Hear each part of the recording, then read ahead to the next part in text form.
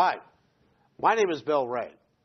I'm with Alumni Financial Services out of Seminole, Florida, and I've been in the business in the finance world for over 30 years. Today's topic is how to be a financial planner. That word financial planner has broad meaning in today's environment, but how to become one means that the person that wants to become a financial planner must have an understanding of finances and how money moves through America.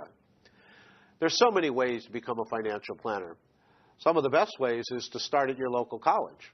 Begin to go take courses on accounting and financing, insurances, and various topics like that.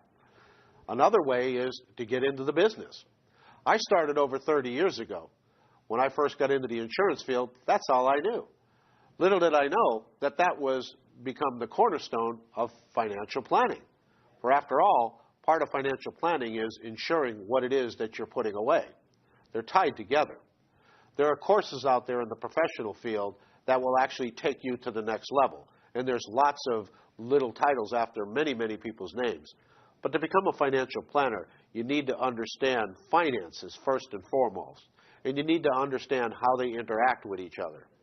There's too many people out there who can walk around with a nice title, but haven't got a clue as to how money flows together.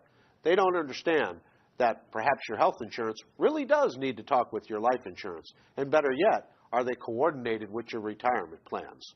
You see, one can affect the other. Unfortunately, we have too many specialists and very few generalists. And more importantly, we need people with good ethics that have been around for a long time. That's my opinion. My name is Bill Ray. I'm with Alumni Financial Services, and we've been here to help you build true wealth.